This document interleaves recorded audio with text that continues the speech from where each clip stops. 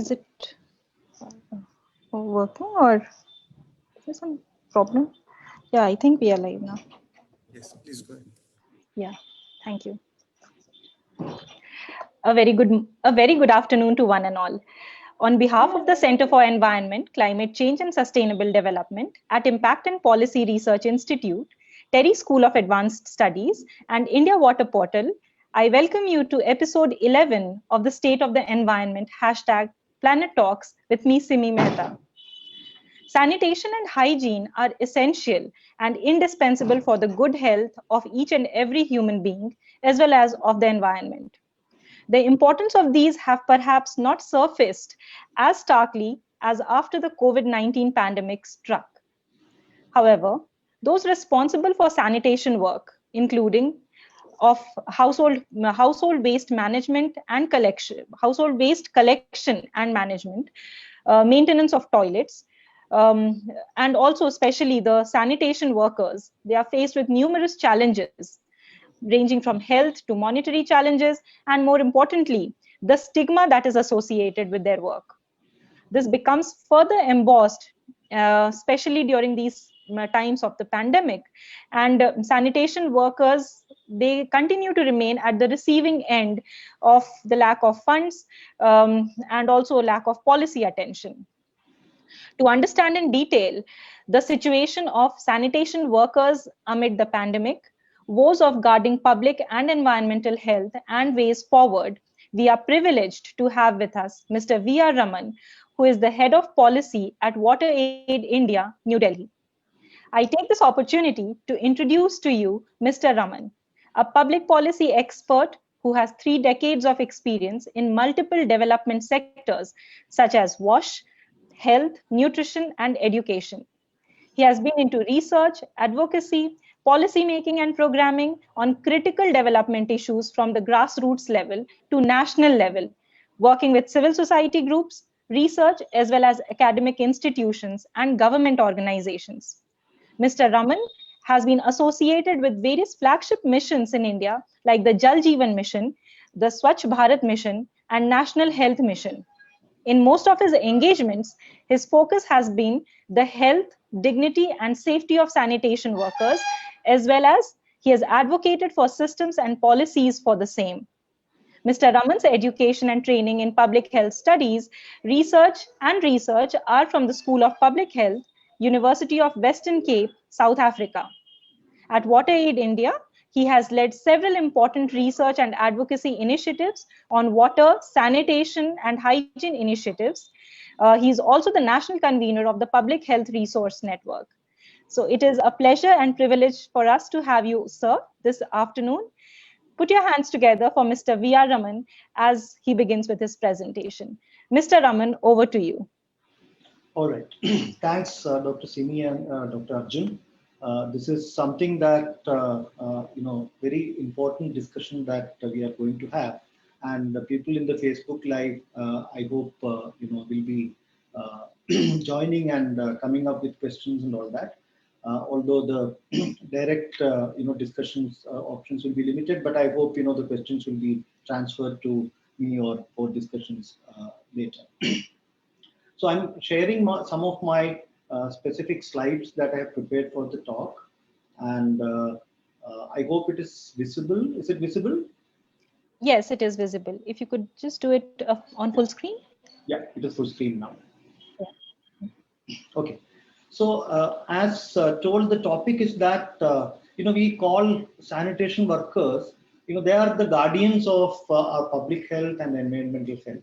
Many of, our day-to-day expressions or the kind of care that we provide to them, the response that we provide to them, I'm not very sure that they have been seen as with this guardianship or with this guardianhood, with the respect that they deserve, whether they have been treated or not is a question. With that question, we need to understand this, entire gamut of sanitation work from these two perspectives. That is what I am trying to do here. One from the public health perspective, and second from the environmental health perspective, and then to take the various difficulties that they are facing. Then going into specifically in the current pandemic situation, where the COVID has created slightly very different and very difficult kind of challenges in front of them, and also in front of policymakers and implementers. So how those could be understood and addressed. So that is how the talk is structured. I am moving with if you see uh, waste generation in India, I'm trying to give you the amount of waste that we generate. If you look at municipal solid waste, currently in 2021, it is about 110 million metric tons per annum is the kind of production of municipal solid waste. And similarly, if you look at plastic waste, we are producing again million metric ton, 17.5 million metric ton plastic waste is being generated across the country of India. There's a projection when it comes to 2041, what will be the situation and all that. I'm not going to the details of that, which you can look at and understand. Go to biomedical waste, which is even more important, and we need to understand this from the perspective that those who handle this waste also are prone to various kind of infections and communicable diseases and all that. Added to that, biomedical waste is also one of the major sources of antimicrobial resistance in our country. So this needs to be, so every day, I mean, this is a per day. I mean, earlier I was talking about per annum. Now I'm talking about per day kind of a, I think 550 metric tons a day.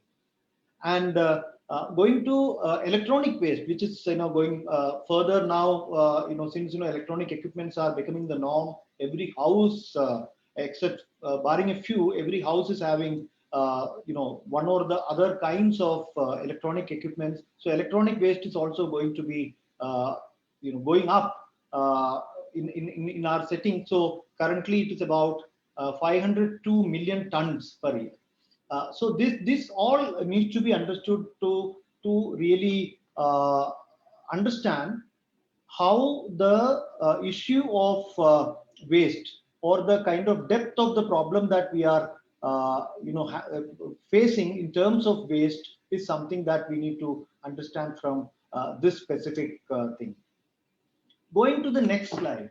So if this is the challenge, I mean, if such huge is the challenge, who are there? We all know this answer, that sanitation workers are the people who deal with this. But knowing the answer is not enough. We need to know the details of it also. So I'm trying to give some projections. These are not actual numbers. Actual numbers can be slightly varying from whatever I have written here, but it is these are closer to the facts, because one of the unfortunate situations in our country is that we really don't have actual estimates of many of the categories of sanitation workers.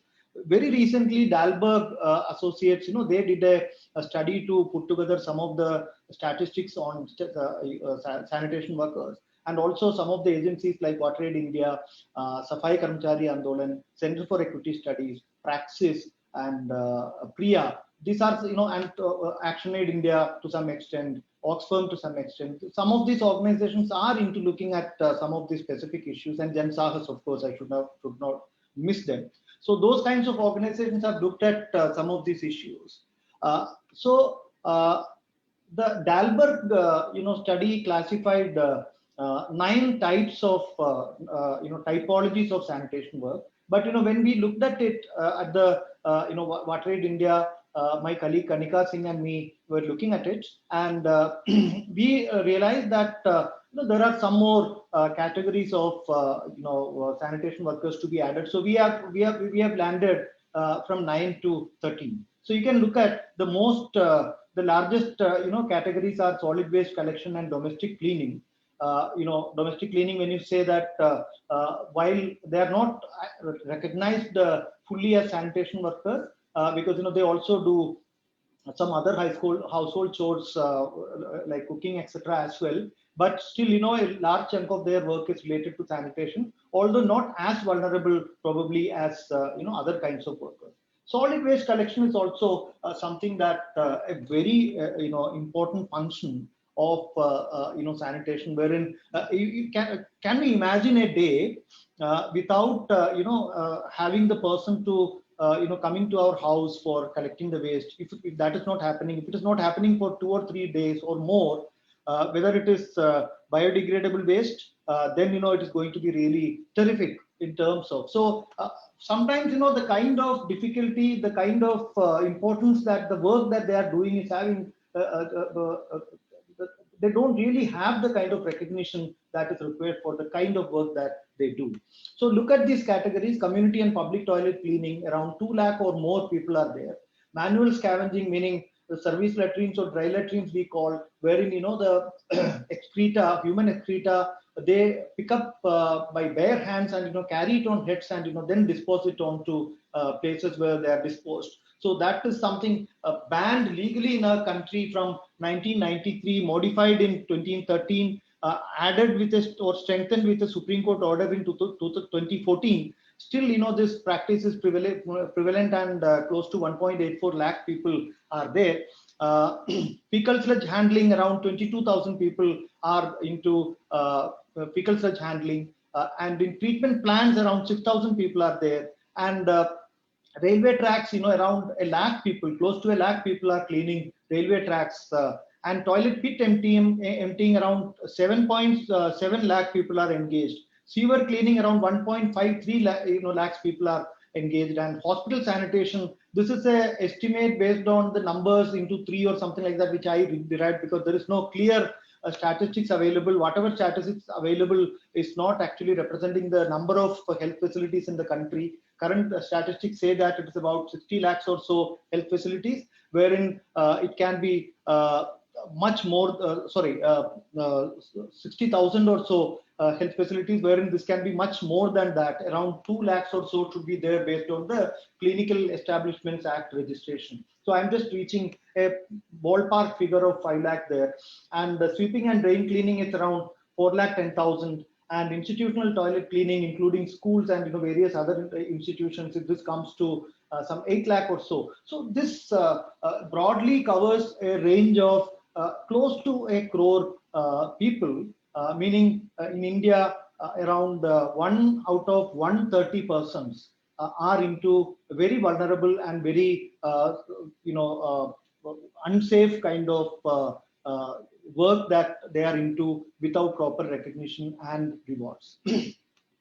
Going to how, one example I'm bringing here about this 2013 Act, that mandated the rehabilitation of manual scavengers through a self-employment scheme. And initially in 2013-14, 5,700 millions, this is 570 crore rupees was allocated for the purpose.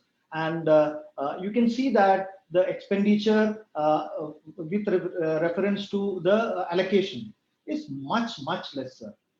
So if you see that 1,798 crore rupees has been allocated so far, wherein only 136 crore has been spent for the purpose of rehabilitation of manual scavengers. See, this is the example. You can understand that how our system, our society, as individual, how are we dealing or how are we treating this very important category of workers in our daily lives. So this itself will show as an example about how sincere are we in terms of bringing this very people who are into very difficult tasks into the mainstream of lives and society. There are more examples to this about how much people are getting educational loans or educational support, how much of them are getting one-time support for starting their entrepreneurship or something. All that are very clearly showing that we are in a very, very nasal stage, or we are not really doing well towards our sanitation workers. Now there is a very clear linkage between the waste and the cost. So that is something to be looked at. So people's view of waste is very heavily and clearly influenced by the idea of purity and pollution. So same thing, we use for purifying, we use water, and for pollution also, we are actually using water for pushing it away also. But the one side of water is seen as pure and the other side of water is seen as polluted, and those who handle the polluted water are seen as polluted also. That is where our problem is. And our caste system and our kind of to speak about this in India is not very safe at this point, because recently there was one incident where the one of the top stars of Hindi film was talking about one of the incidents in a show that he used to host with one of the leaders of the waste workers, Safai Karmcharis. During that discussion with Beswada Wilson, he was mentioning about some of these issues, and which was not well taken by one section of the society. So that is one issue here. But we need to understand the relationship, deep-rooted relationship between caste system and the waste work, which is very stark. And then many of us don't touch garbage. We ourselves are created. It's our own garbage, but we don't deal with them. We don't touch them, and we treat them as polluted, or so that kind of a mindset also is there. And this is seen as some specific social categories of people will be there to come up, pick up, and deal with this. So that is one dangerous social system which has led to the discrimination and marginalization of this entire community.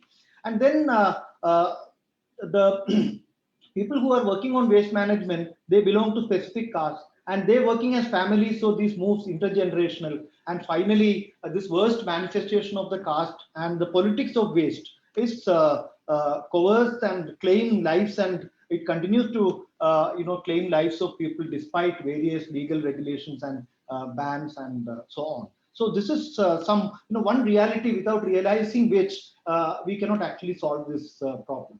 So let us think about the lives of this sanitation workers. If you see the cjp.org in has given a timeline of deaths of this is a very important kind of documentation that they have done. If you go through this link, you will see that from specific year to specific year, how the deaths of sanitation workers were happening. So they have covered news articles and all that. Then one important headline I picked up: the dirty secret, the frequent deaths of India's CO workers is not a governance failure but a caste issue.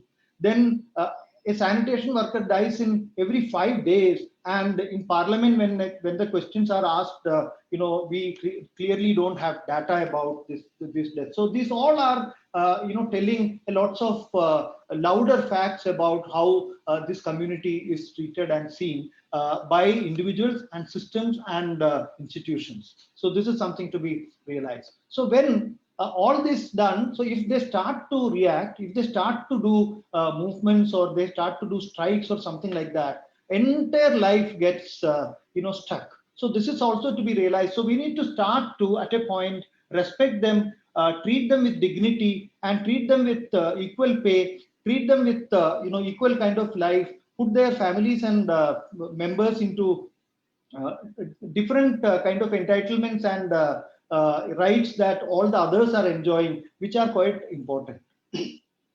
So now I am coming to the pandemic question. So waste and pandemic, if you see that the in Australia it was first detected that the wastewater surveillance found that COVID-19 live viruses were present in the community, and also it was visible and it was traceable within the black water, untreated black water. In India also, in Jaipur it was found first, and then in Hyderabad and in Chennai and in Mumbai, all studies are indicating that novel coronavirus is detected in sewage. So this is while none of us, most of us are not going to deal with the fecal matter. There is a community, there is a group which is all the time they are compelled to deal with the fecal matter without necessary protection measures and all that. So this is something that we need to understand, that they are putting their lives into risk equally like the health workers are putting, or sometimes more. So that still when we talk about health workers, the comparison of health workers and sanitation workers never happen, but we need to really put them at par with the health workers. And then if you see the problem of the United Nations Environment Program also has put together various issues of waste that has come up as part of added waste load as part of COVID. Based on this, we have done a study recently between Urban Management Center and WaterAid India. So I'm quickly presenting some of the quick insights from this study. So we studied around close to 100 sanitation workers, 12 ULB officials, and we covered 18 cities and towns across 9 states in May and June of this year. And various categories, 9 categories of workers were covered through a secondary review, and then also through telephonic and face-to-face interviews with these workers. We derived some of the findings. So one, we found that the general expectation will be that sanitation workers awareness level will be low, but more than 80% were aware about at least 2 symptoms of the COVID. Majority were aware about 1 preventive measure. The education levels or their capacity building was minimal, so that would have been causing some of the gaps. And PPE use and disposal, waste handling and disposal were requiring a lot of more emphasis. And personal protective equipment, we found that a specific PPE required as per nature of work was not available for the most, including hospital workers. And lack of user-friendly PPE led to irregular use of them, because the PPE currently available are not necessarily fit for tropical climates. And then PPE provided by the employers were not adequate for the use in some cases. And hand hygiene practices, 40% of them lacked hand hygiene facilities in their workplaces. And most workers either washed or sanitized hands at least twice during the workday, but this was not sufficient. They were not regularly at all times critical for the COVID prevention. They were not able to do this. And medical examinations and testing, only less than 20% of workers reported this. If you see that the medical waste workers, Delhi High Court to the Delhi government asked to give details of the PPE kits given in a situation that they were not getting the sufficient numbers, sufficient kind of PPE coverage on the ground. And similarly, center tells the Delhi court that they are taking necessary steps to ensure sanitation workers' safety. All these are telling that this specific attention to this group of workers. You can see the photographs and pictures that will also talk about this issue. So high-risk groups like medical waste workers and hospital cleaners reported that they are not having access to all various types of PPE that is required for them. So again, I told about this. Due to high temperature, it is difficult to wear the full PPE. That is the concern, told by the workers. And livelihood, if you see that 13% of them were out of work since lockdown. Specifically, the rat pickers and dry latrine workers, those kinds of people were, affected with this. And even with lockdown relaxations, most people still apprehensive of allowing these workers into their places. So that is another thing that is affecting their livelihood. And if you see income reduction for 30% of people, payment delayed for 20% of people, 40% of face challenges in meeting their day-to-day necessities, and 28% of workers had to borrow money. So one sanitation worker, the dry latrine worker, or a lady who is engaged in manual scavenging, is telling that hunger is more dangerous than coronavirus. So coronavirus they can deal with, but the situation of hunger is something that they cannot deal with at this point. And only 35% of workers had insurance coverage, and all informal workers, they were excluded from the insurance coverage. So at this point, if they are getting infected with the COVID, their treatment is going to be difficult unless government hospitals are giving them priority. So those kinds of issues are there. And some support measures, government welfare measures, some state city level provisions, some informal workers were able to get general welfare measures, but they were not covered under all specific government provisions for sanitation workers. And then 23% of them received support from local NGOs. So if you see that kind of 77% of people are, or close to 70% of people are not getting those kinds of social welfare support measures, is also telling. And if you see the gender challenges, the additional challenges of gender, so women's representation was higher among the informal workforce in the sanitation work. That was something to be noted. So this had greater implications on their livelihood. Their income security was lower, and their coverage of work benefits and insurance and other support was lower. And during menstruation, they had a lot of struggles. Many public toilets were closed, or physical discomfort was high while they were compelled to work. Additional workload was there. Difficulties in meeting the household responsibilities was another issue, and they were forced to leave children home. So in Gujarat, there is a case where women sanitation workers were able to negotiate some additional time, reduce work hours. But this is not the case across the country. But still, it is important that at least in one place they were able to do this. So in working conditions, I have told this uneven distribution of workload is an issue. So in healthcare facility, they reported longer shifts and increased working hours. Domestic waste collectors and office cleaners and workers in trucks, they reported a reduced workload. So these kinds of issues are there. But this seen as an essential public service, even to protest wherever needed, these people could not do that. Is a reality that is in front of us, and they were losing jobs and they were losing income, all that. And the financial distress was quite high. Rag-picking communities were mostly out of work. They reported loans and various other ways of getting assisted. And around half of them reported challenges in meeting their daily routines and expenses, and loss of income during lockdown. It was compounded with raising food prices, and also they had to spend a lot on safety gears and sanitizers and those kinds of items. So discrimination versus recognition, some received recognition in a tokenistic manner, but many reported concern and pressure from neighbors not to return home after work, and also landlords demanded them to vacate the homes in those kinds of issues. And face-to-face interaction between workers and clients were reduced, and because people are not facing them, the concerns about the physical distancing probably could be the reason, but they were even more feeling stigmatized during this time. So they demanded more targeted welfare measures and regularization of informal workers during the interview, which is something we need to listen to in an important manner. So if you look at what are the way forwards to the final part of this presentation, one, the national and state governments need to set up frameworks, and required finances should be made available for protection of the sanitation workers. So this is something very important.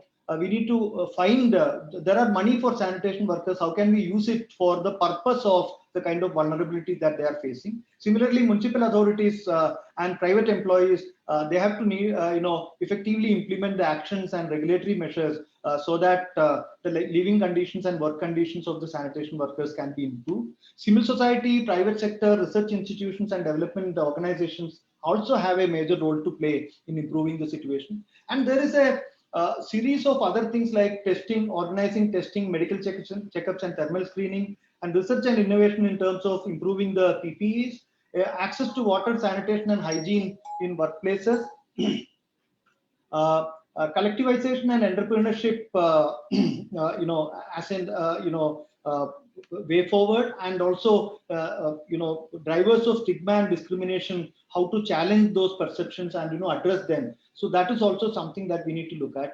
And urban planning projects and investment, we need to integrate sanitation workers considerations into that.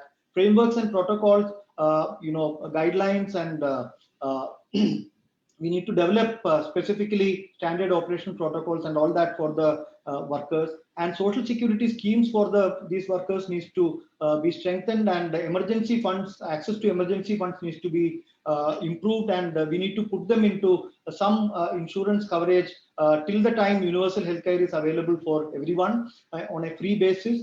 Then adequate supply of PPE is important, and COVID-19 specific training, testing, those health and safety measures, physical distancing, protocols for ensuring, physical distancing by way of making small batches, video training and phone-based training, those kinds of things, we can do better. So we have made in terms of improving the lives of manual scavenging, there is a video that we had recently developed. The link is available. I'm not going into it because, the discussion time and other things can be affected. Otherwise, that could have been shown here. Simi, do you think a 5-minute video can go? So please, I think that would be very important. Okay. You can just play it. Yes. I'm just opening it up. Sure. Please take your time. No problem.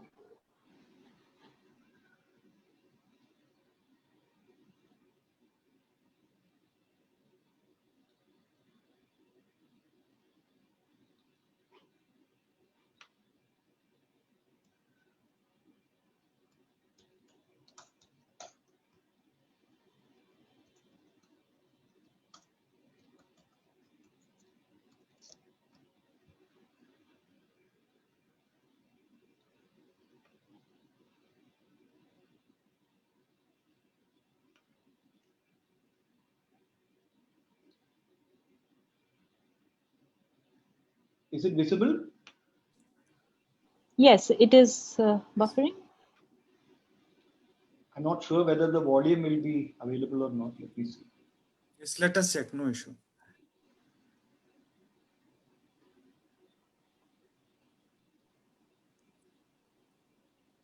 Zoom eats away all the bandwidth. Yeah, maybe a bandwidth issue. I had the video somewhere in my.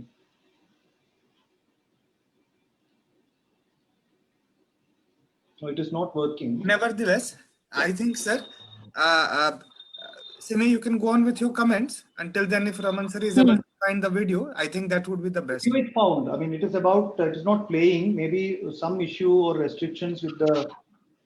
Sir, even after playing, it will get stuck in between. If you have the original video on your computer, that will be best. Okay, let me see that.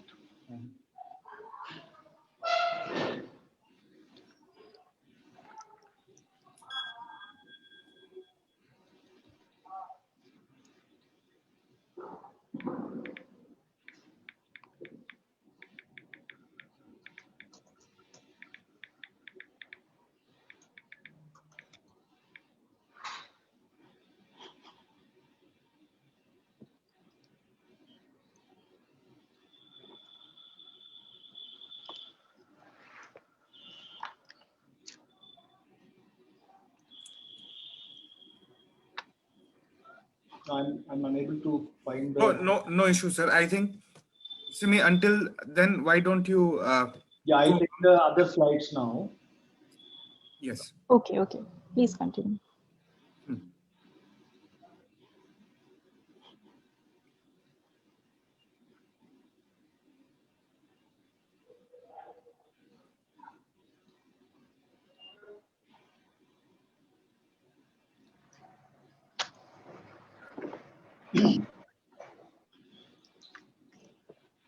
So here, this is something, the call to action is also very important one, wherein there are some 8 very specific demands that has been made. So one is about ensuring revamped systems and mandated institutional structures for proper implementation of the PEMSR, and also institutionalized in the state-wise annual and time-bound planning with committed targets. So there are some 8 very specific demands that has been made to the government so that the SDGs related to equity and inclusion can be met by way of improving the lives and living conditions and equity and dignity of sanitation workers. So this is something that I would like to speak about, which is an important initiative. After 93 to 2020, it is 27 years of history of working for sanitation workers. So far, only one state, the state of Orissa, has come up with something concrete for the most vulnerable sanitation workers. So one of the important things that they have done is they have defined what is called core sanitation workers. So there is some issue about when the Supreme Court passed the order, or the 2013 Act got reformulated. Whenever all this was done, the definition of the manual scavengers was a little wider, wherein the most vulnerable and the least vulnerable were mixed up. So one of the things that the Orissa government has done is that they have very clearly defined the most vulnerable sanitation workers in the category of core sanitation workers, and right from their rehabilitation support to education support to housing support to mobility support to safety support, there is a range of things that they have promised as part of this Garima scheme. Garima, as we know, it denotes dignity. So how to improve the safety and dignity of core sanitation workers, and to achieve the equity and inclusion related goals, sustainable development goals is one of the key issues. So Mr. Mati Vadanan, who is the principal secretary of the Housing and Urban Development Department in Orissa, has been instrumental in this, and Urban Management Center, who is the technical partner for this Orissa government's urban department, they did together, and some of us, Mr. Beswada Wilson of the Safai Karmachari Andolan and Asif Sheikh of the Jansahas and myself, we were part of the advising group for this as well, so that this somehow in the 27 years of journey, whichever the states could not actually realize how a state can realize it, this scheme gives us a lot of hopes about the way forward in that sense. So Garima, in that sense, it is very recently in September this got launched, and they are into the implementation part of it. And I'm sure that many states and many individuals and civil society organizations, whosoever is listening to this discussion, will have opportunities for looking at this scheme document, and also to get their state governments to implement similar kind of initiatives for the welfare of sanitation workers. And there are some other global case studies. One is about you can see that World Bank Group, World Health Organization, International Labor Organization, and WaterAid came together to globally look at the kind of woes and difficulties of the sanitation workers, and how can initial assessment has been completed, and a way forward has been suggested to global governments and UN bodies for health, safety, and dignity of sanitation workers. So this kind of a joint initiative at the country level also, we have to do a large civil society solidarity movement for this cannot be done by isolated small organizations or their initiatives, or the workers, their own kind of communities or their organization. They cannot achieve it alone. So it requires a larger coalition and a solidarity initiative. So important that all the various types of organizations, entities, institutions, governments, civil society organizations, public, everyone coming together for the cause. So this is something. So the link of that document and the broad global case study, including a case study of India, is covered in that. And then in South Asia, during the COVID, we did a study of the situation, included the India study that I presented before. So Pakistan, Nepal, and Bangladesh, how other countries are doing. So that is also something, none of the countries, particularly the South Asian countries, are able to really recognize and realize the challenges of and appreciate the challenges of the sanitation workers in the way it is required, and to address them in the way it's required is a fact that remain in front of us. So it is very important that this part of the world is recognizing this caste-related dilemma and the discrimination that this community is facing, and then to address them one by one. All the country governments, all the national governments in this region have to think about this and to prioritize this. So this is where I am stopping my discussion. In the meanwhile, if that video, if I can sort out, I'm trying to do that in between the question answer session, then I can show you that video as well. Otherwise, I am my sincere thanks to my colleague Kanika, who was part of these studies, and she's leading the sanitation initiatives. Her inputs was there, and colleagues from Urban Management Center, Safai Karmachari Andolan, Arun, and Center for Equity Studies, and our partners in the field level. I've named all of them, and our South Asia and global colleagues who are giving inputs into this. I'm thankful to all of them. And the report that I'm mentioning of the study is there in the link at the end of it. So if some of you want to refer to the report in full, that is available for your reference. I think I'll stop here and would take up questions and discussions after. Over to you, Dr. Singh. Thank you very much, sir. Thank you very much for your wonderful presentation. It was so insightful and so informative.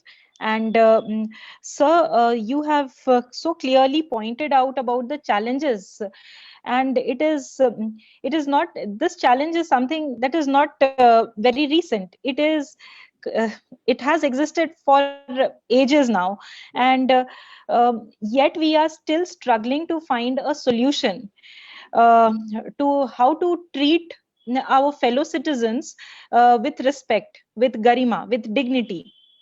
And this is something that we should sincerely be ashamed of, because we are not able to actually, we and also the policymakers who take the oath of the constitution, who are not able to take care of the people, of the population at large. So thank you very much for bringing out so wonderful insights. Sir, you have also pointed out about the challenges that the sanitation workers, the Safai Karamcharis have faced during the pandemic. And it is beyond description, I would say. You have put them in points, you have put them as per your, you have expressed them as clearly as possible. But if we really understand, put ourselves in the shoes of them, then it is something that is inexplicable, I would say. The pains, the sufferings, and not just of one individual, but of the entire family, and then of the entire society. And then we then treat the sanitation workers, especially belonging to a particular caste, which you have again rightly pointed out, as being out of the entire system, and then we don't touch them. And then this is, of course, although untouchability has been abolished by law and abolished by constitution, it still exists, and this is very, very unfortunate. So the pandemic has clearly shown the cracks, I would say, in our understanding, in our sympathy, empathy, and also in our conscience, as to how we are treating people. So thank you very much, sir. Once again, sir, you have pointed out about the health of the sanitation workers that became very obscure during this time of COVID. We have also seen so many reports that the health of the sanitation workers are being actually being compromised at the expense of others. For example, they are not getting admitted into the hospitals as smoothly as others would be able to, and then they are faced with so many dilemmas of health challenges. They are not being paid on time, and then the governments and the other agencies responsible for their payments, they say that there's entire lack of funds. So I mean, this is a clear sense of bias against this section of population, and the heart-wrenching photographs that you have shared of manual scavengers. The rehabilitation scheme is there. I mean, and then you have also pointed out just 136 crore has been spent for their health, for their education. So I mean, there's a clear sense of difference as to what we are aiming at and as to where we are actually moving towards. So I mean, these were my initial points. So could you comment upon the fact that there is no policy so far in the state of Delhi, and also, of course, in other states as well, on interventions that are related to the economic development of the marginalized Dalit population, and also of those of the sanitation workers whom we could in fact remove from this task of manual scavenging, and then put them or give them opportunities for other dignified jobs. And one question has actually come up, which was on how do we it was on entrepreneurship, and how do we incentivize the Dalit population, the sanitation workers, the marginal, I mean the manual scavengers, to become entrepreneurs, to take up jobs that are more dignified. So if you could begin with this, we'll be putting up more questions eventually. Thank you, sir. Thanks. These are, both of them are important questions. When it comes to policies, I think not only Delhi governments, there are some more 3 or 4 governments wherein their thought processes and some of the actions are very clear about rehabilitation of sanitation workers. For example, in Delhi government, the Delhi Gel Board is responsible for the major sanitation related initiatives, and there is another body called DUSIP, which is the Delhi Urban Settlements Board. So DUSIP and the Delhi Gel Board, the DUSIP looks at the living conditions of the specific caste groups and marginalized groups, wherein the Delhi Gel Board looks after the specific work-related issues. So, I mean, without taking both of this or amalgamating both of this, we cannot get the full picture of a case study of Delhi. So in Delhi, I think in terms of thought processes, in terms of policy guidances, in terms of strategic directions, and in terms of finances, I think there is a lot that is happening. But when it comes to the actual implementation, how to address the bottlenecks of our own mindsets at the community level and also at the individual official level, in order to change that situation, to make incentivizing the kind of supporting nature for these kinds of workers and their communities. That mindset is missing somewhere, which is across the board, not only in Delhi. This is what despite having programs, despite having budgets, despite having regulatory framework, despite having clear guidance, despite having court orders, despite having continuous tragedies that is happening in front of us, so that human empathy, or not even sympathy sometimes, is really not coming up, is the major problem, I think. So this currently structural issues are there, like caste and related issues, and our own governance system's own what you call non-culpability for some of this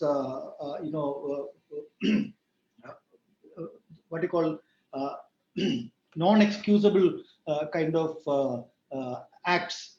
So our systems are helpless in those areas. So despite having the programs and policies, things are not happening in the reality. I told about the Orissa thing, and similarly in Hyderabad city, they are trying to do something. In Telangana, Warangal city is trying to do something justiciable to the sanitation workers. In Kerala, the Kerala government is totally trying to eradicate the entry of human beings into the sewer lines, and they are getting into a contract with a company called it's a robotic kind of feature that a Bangalore-based company that has developed. With that, they are using that technology for eliminating this process. So there are some state governments definitely trying to do something, but if you look at the quantum of the problem, the quantum of efforts are much lesser than what is required. So that is how I will conclude it. Coming to your second question, which is about what kind of rehabilitation could be done of the people who are engaged in sanitation work and management. Again, there is a critical issue that we need to understand here. If you see one of the questions that I have been asking is to myself is that how much is our society prepared for seeing person from a specific caste background or a specific sanitation work background to transform into something very different from what they are regularly doing. So this preparedness is a very important question that we need to ask ourselves. So for example, will we, if they are running a tea shop, how many people will go there and buy tea from them and drink tea from that tea shop? If they are starting a food product, how many of them, how many of us will be able to consume that? So this change, the mindset change, need to happen at the society. For that, the civil society organizations are having a major responsibility about taking up the thing on this. And also to begin with, on the short run, what all are the key livelihood options without having these caste related challenges and other things these people can run on themselves? It's a question that we need to answer. So livelihood experts has to think about what all are those kind of livelihoods where on an incremental basis easy and quick rehabilitation is possible, and then what all are the long run changes that we are looking at, and what all are the long livelihood options that we can go for. So maybe tying up with some larger companies wherein no one is going to look at who is that person. So that kind of a branding and those kinds of things will be there. So can we get some of the youths of these communities to get into that kind of business wherein they are serving food, water, and those kinds of things, wherein it is leading to a paradigm shift. So those issues are something that we have to really consider. Certainly, sir. Thank you very much for your response. Sir, during your response, you mentioned about the systemic challenge that has been created, but I somehow feel that we cannot excuse the system just because we simply cannot excuse the system for the problems that they have actually facilitated to stir up. Maybe they were not the creators of the entire problem of discrimination and so many different challenges with respect to caste, but certainly we cannot excuse them. And if we talk about civil society, they have too much on their shoulders, and how much they will do, it is, and then there is so much of targeting.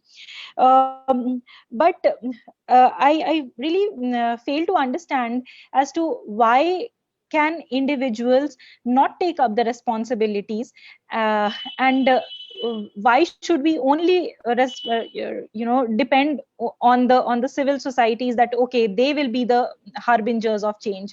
So we are, at one side we are excluding the policy, we are excluding the system, and then we are thinking that the things will be taken care by the civil society. I think they have too much on their plate to serve the people, and changing of the mindset certainly requires an early stage education and inculcation of empathy and inculcation, because you rightly pointed out, whether if somebody opens a food stall, will we be going there to purchase there and eat from there?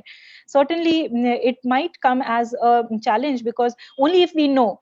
So our elders perhaps might tell that okay, this is from they are not pure people, you have to, it is such sort of a mentality which is so traditional, and so I can't find a right word for that, but it is so it takes the entire progress backwards. That's what I would say. So early stage education training of the young children, of the brains, would definitely, I think, move towards providing some solution, at least to say that the other person is your equal. He or she is not somebody who is lower than you as per standards, or as per your caste hierarchy, or just annihilation of caste becomes so important over here. And we really need to have Ambedkarite thoughts in practice. And and in fact, I'll just club this together with one of the questions by an anonymous attendee, that people are so rude to sanitation workers. How can this be rectified? Should Prime Minister Modi lead by example? So if you could respond to this, because it's so uh, it's Yeah, very hurtful. Yeah, over to you, sir. on to this, picking up from what you started as the civil society state, and that. See, I think this particular issue is, it's a very very complex issue, and it's a very compound issue. Setting examples, and so we are not a homogeneous society, we are a heterogeneous society. So in a heterogeneous society you need to have heterogeneous examples, heterogeneous examples that each of the group can take inspiration from, and drive and move forward.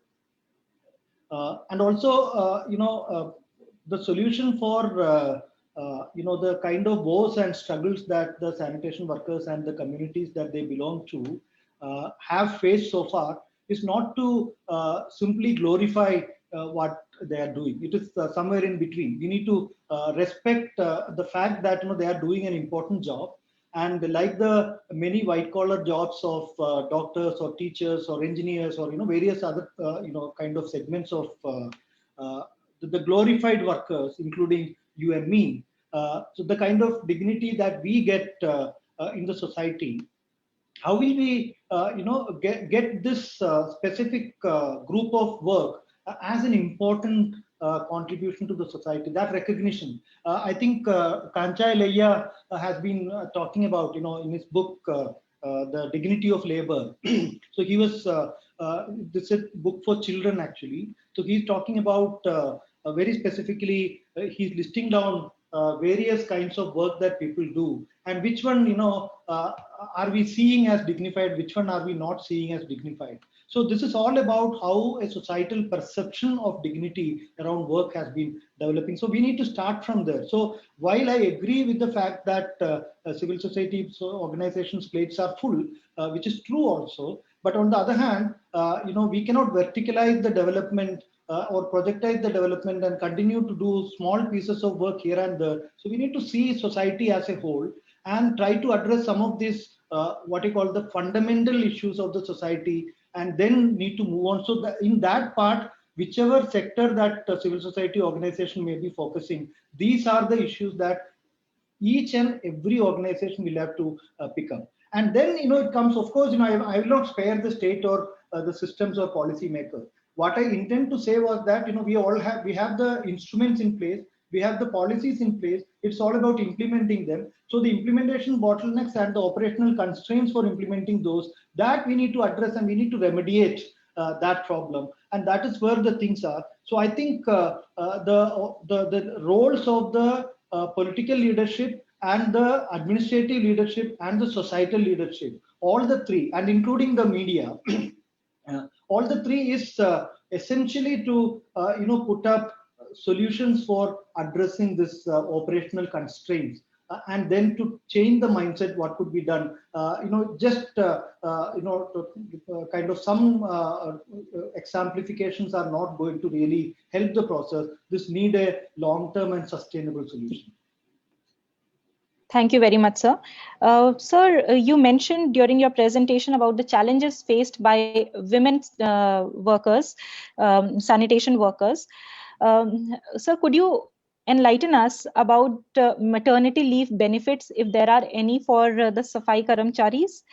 And if I can club another question with it, are there any standard operating procedures or social security schemes, which is of course not there in our country, but you also highlighted it's difficult in other neighboring countries in South Asia.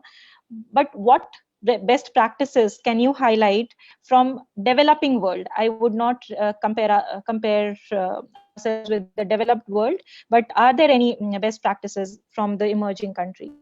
See, I can tell you one example of the South African experience that I had. So this is where I was, as part of my study, when I was staying in one place, there was some specific issue, and I had to, coordinate with the municipal authority there, and then the person comes to, get the things done. So I was really stunned, if this was happening in our country and this was happening in Africa, South Africa, how different it was. The approach, the person coming, and the way people are dealing with him, and in our apartment, and also the way he was greeted, he was, people were talking to that person. So the societal approach to sanitation workers, and also the private companies and the service providers who are contracting them are having specific responsibilities towards the of course, minimum wages and those kinds of basic entitlements are defined in some of those places. In our country, even if we have minimum wages, that minimum wage fixation, maximum wage fixation will take whether it is 7th pay commission or 8th pay commission or 10th pay commission, that will happen in its own course of time. But in the minimum wage, to add 10 rupees, it takes months of discussion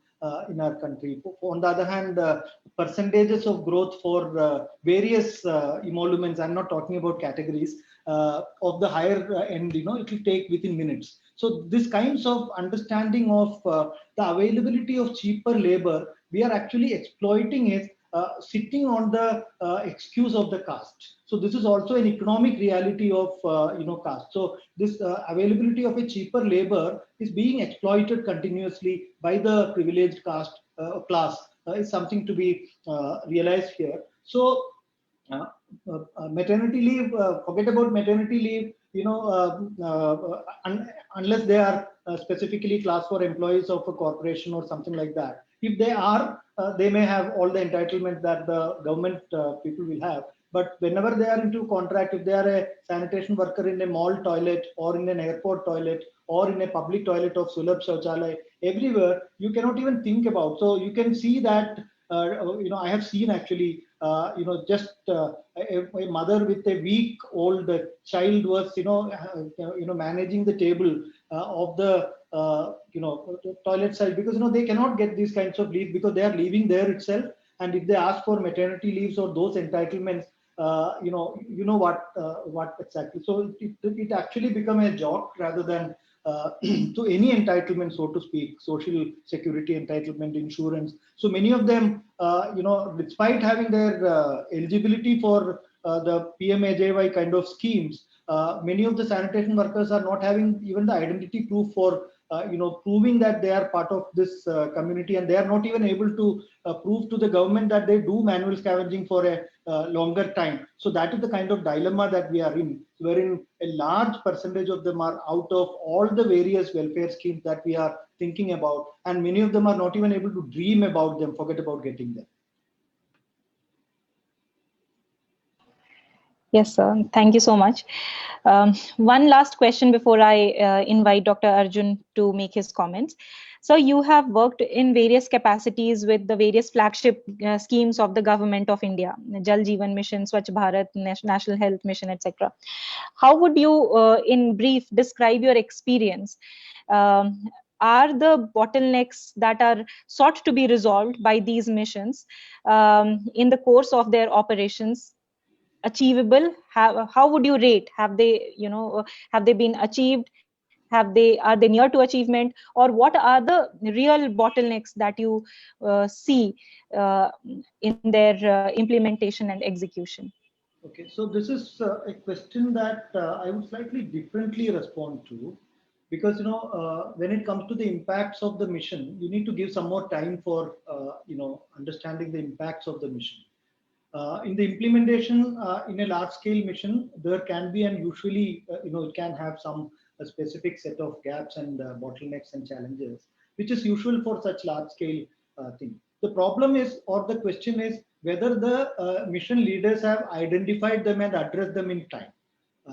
To have them is quite normal. So I will not, exclamate about, these problems are there and, these are big problems and all that. I'll be seeing, if I'm the mission leader, if I was able to look at those, situation in a concrete manner, and then to realize that these are the problems, and then to, what you call shape kind of solutions towards that. So in that sense, there are certain things that need to be done in terms of improving the sanitation situation in the country. Similarly, the water, there is a new program which is just 1 year old. So they are, into, the movement of getting implemented. So rather than saying, in a judgmental kind of way, I would say that yes, there is scope of improvement in all the larger missions, and the leadership of these missions are expected to see them and identify them in time, and start to address them in time, because these solutions are also going to take time. Thank you very much, sir, for your responses. I invite Dr. Arjun Kumar to make his brief comments because we are short of time. Yes, over to you, Dr. Arjun. Yes, sir, if you would like to have, if you have found that video. Let me just check. Actually, the video is posted by Kanika ma'am on the group chat. Can we do it from our side, Arjun? No, And, sir has the original video. In buffering, it will, okay. stop anyway. Anyway, so while sir is searching for it, let me just quickly I make use got of it, the time. but there was some problem in downloading it. Okay. No issue, sir. Just let me quickly give some of the comments and ask a few things. Having this opportunity, first, let me congratulate VR sir for putting It has across. come already. Yeah, it is downloaded. It has been downloaded. You want to see it? Yes, we can go ahead. Yes.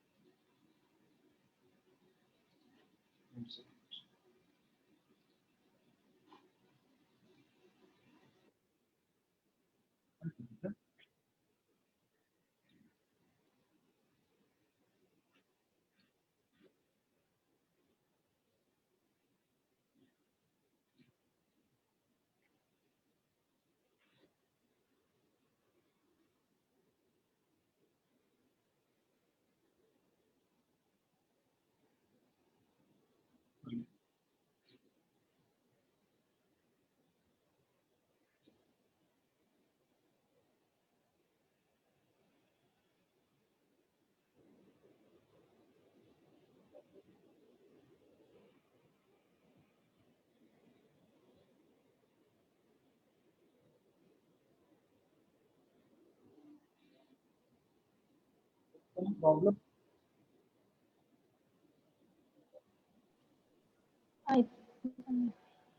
Is it not playing, sir? What's There's some problem. No issue. We will give the video link on our page and also no link problem. it wherever we post. Yes. That will be better. So yes, Arjun, go ahead. Yes. Let me first congratulate and thank VR Raman sir for putting across such a wonderful presentation and updating us over the state of sanitation workers amidst the pandemic. Sir has really covered all the areas of institution and the steps taken for sanitation workers and what lags mostly. I would really take a cue from the discussion we were just having that in the land of Dr. B.R. Ambedkar and his constitution, that very thing or what is due for the manual scavenging community is not yet been done. Martin Marquand sir has often come also to our platform and stressed so much about dignity, work, and also economic exploitation, all these very things. Many stigma and all things are also associated. But let me quickly touch upon few things which sir has highlighted, that this sanitation worker sector is largely like all of our structure, plagued with informality. And as the institution have developed, many multiplicity of institutions are there. So there is also contractualization of the labor, or there is also child labor. And Raman sir really mentioned that there is also lack of documentation, insurance. We have also done many field surveys where the documentation really is a tough deal. Also, there has been a set of different issues altogether coming. especially pertaining to the delay in payments, in finances, and also providing basic equipments. I remember when I was in Delhi school doing the fellowship, I think more than a decade, in the previous decade, that time we had SWM 2000 rules. Even that was not carried out, and at that time also the situation is just persisting, and this lack of financial thing and payment delay is leading to a further worsening of the scheme. We did had that a new insurance of rupees 50 lakh during the pandemic and lockdown. Many of the state governments have extended them to few of the sanitation workers. As sir is rightly pointing out, the coverage is quite low. uh, I would really now like to talk uh, specifically about the self-employment scheme for rehabilitation of manual scavengers, SRMS 2013.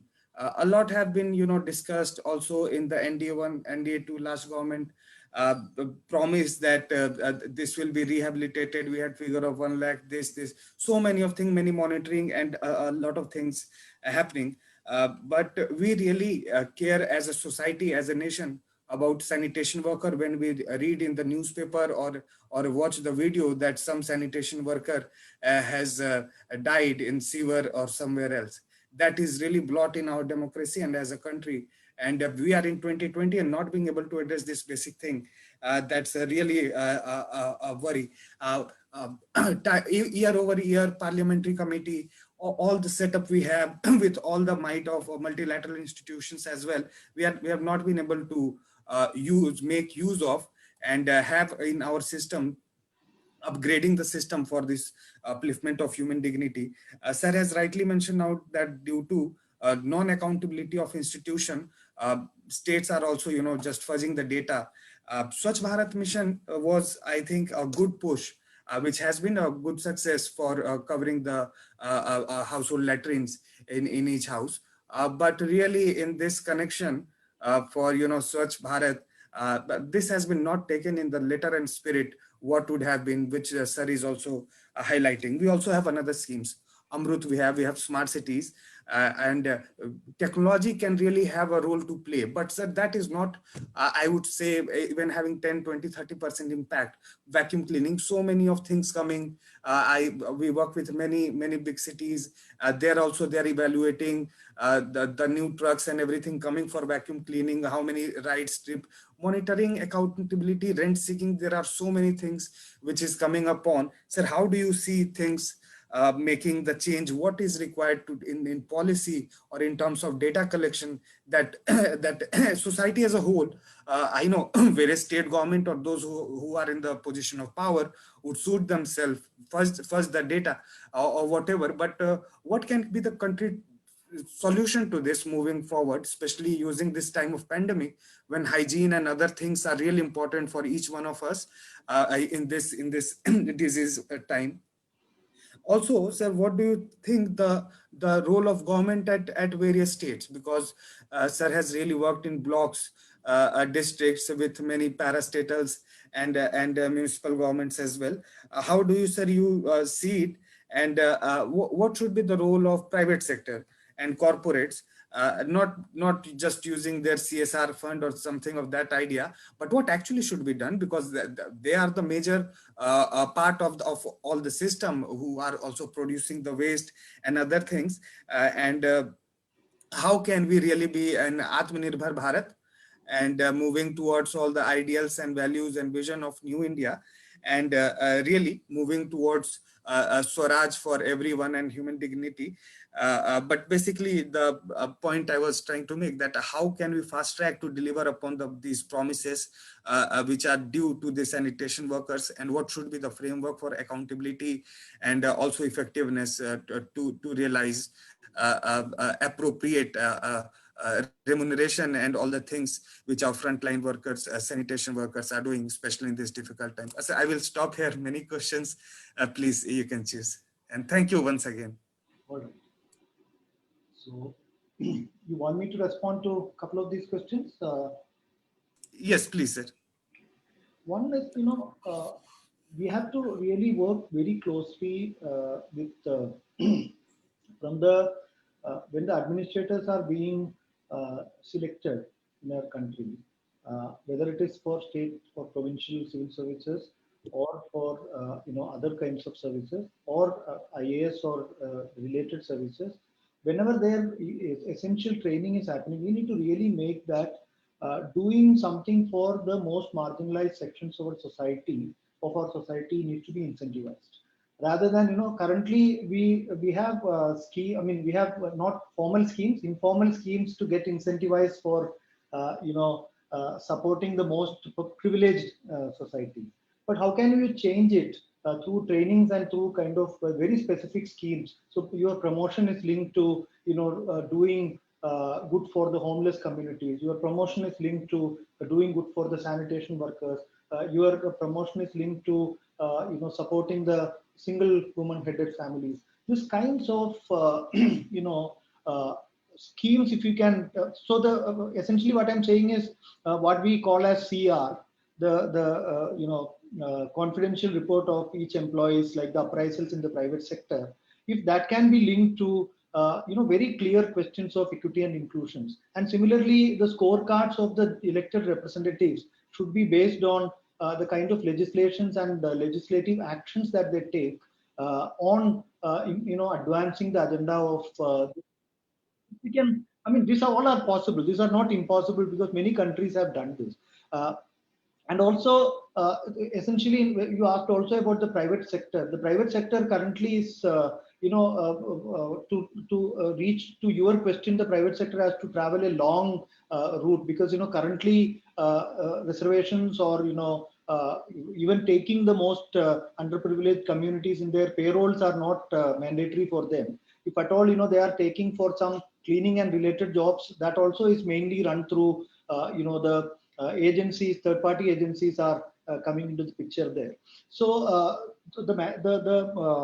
what you call mandate to the private organization should be about one sponsorships for the next generation, the children of manual scavengers or sanitation workers. How can they get advanced education? How can they get exposure to the different world that they are not generally exposed to? So those kinds of questions, if the corporate social responsibilities or the private companies are given mandates of these are the kind of things that you are mandatorily, rather than giving this 2% open kind of bracket within which whatever could be included kind of a situation is there. So if you can specify some of the equity inclusion questions to their mandates, so those kinds of things probably can address some of these issues. But many of these, when I sit and speak here, this can simply be heard or viewed as some daydreaming. But at least we should start daydreaming. That's how I would say. Sir, just to add, uh, uh, many of the municipality also here in Delhi, what the often picture we all also see that sanitation workers on strike in all the municipalities. So what do you think should be done in this regard? That is, and whenever there is a media inquiry over that, then money is stuck at somewhere or something like that. How in this, I would say, Swaraj or Atmanirbhar again, that what should be the revenue model that this work is respected and not just the last thing that isko kar diya to ho gaya? Because I think this is running as a city or as a settlement. This is one of the major O&M thing which we have to mainstream. Yes. One is that in Orissa, that is one of the critical thing of the Garima scheme. So they have with the Labor Department of Orissa, they have put core sanitation work into highly technically skilled job. This is something that one has to take note of. So once you do the sanitation work as most risky and most technically skilled kind of a job, so then they will be treated at par with that level of workers, and their income and their emoluments will be in relation to that. So the first thing is about recognizing this as not as a cheaper workforce, but as an essential workforce. And when they strike, you say that they are essential workforce, but then they struggle on their day-to-day life, they are not essential workforce. So this essentiality needs to be together. For this dichotomy of essentiality cannot go. So we need to see the essentiality both in terms of their living conditions, and also in terms of their livelihoods. Both needs to be so that is the first part. Second, culpability of these kinds of systemic delays is very important. Why these workers are while all are any other people other than this specific vulnerable groups are not getting salary. Very recently there are some stories of some of the corporations, some of the companies are not getting their salaries and all that, which is happening now. But generally, if you answer this question, that who else are not getting salaries? So if at all they are going for strike, is the strike wrong, or the not giving them their payment? So for example, because of the recent some of the development, we are into a sanitation worker project, and in that sanitation worker project there are some community level resource persons who are from the very community. Because of some of the legal changes that happened recently, some of the contractual procedures and various other things got delayed, and they are standing in front of Diwali, and we are not in a position to ensure that their monthly support money is reaching them. So this is these are something that we need to think why this is happening, and what is the root cause of these kinds of problems. If the root cause is found, then prevention is better than cure. So so let us prevent that these kinds of malpractices or these kinds of injustice is not done with this most essential and most needy categories of workers. Once we do that, they will not require to go for any strike. That is how I would like to see this.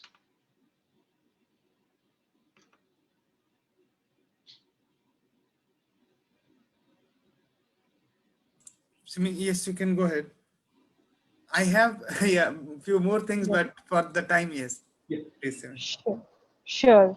Thank you very much, sir, for this wonderful, insightful discussion that we have had. There is, if you would like to take one question, it is by. Does it okay? Is it okay, sir? Yeah. If there is, yeah.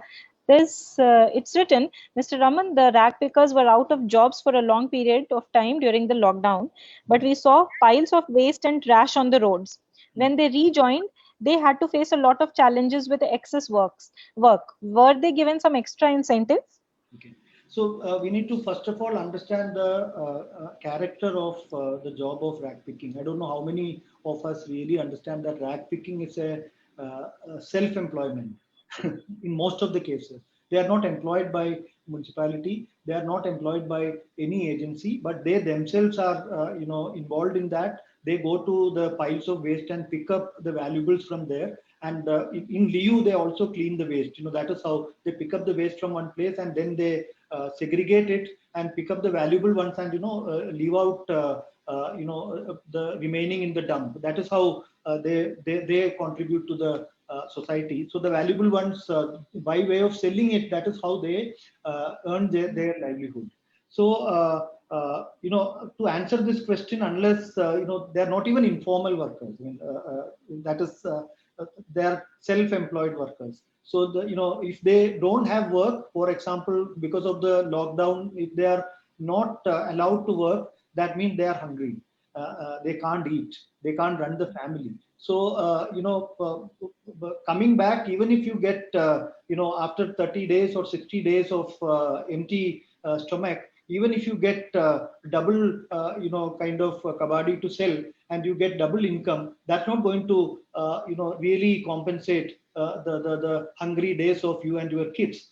So this reality is there in front of them. So rag pickers, for example, this is one issue. But if you are talking about people who clean the streets, then they are either under a contractual contractor or under the municipal bodies. In that case, generally I remember that during COVID, in some of the places, because of the work arrangements and other things, there were some dissatisfactions in some cities.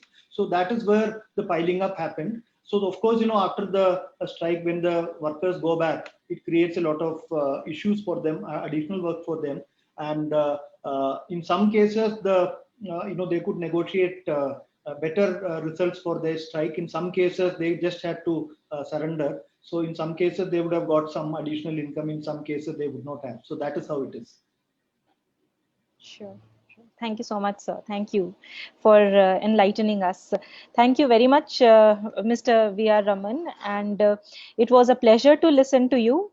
We have a long way forward in resolving the challenges, and we remain optimistic that the woes no longer remain woes for every person in this country, and we are all treated equally, and we all treat each other equally. With these few words, I thank Mr. V.R. Raman on behalf of India Water Portal, TERI School of Advanced Studies, and Center for Environment, Climate Change and Sustainable Development at Impact and Policy Research Institute. Thank you very much again, sir. We look forward to proactively engaging with you again on issues of mutual interest, and certainly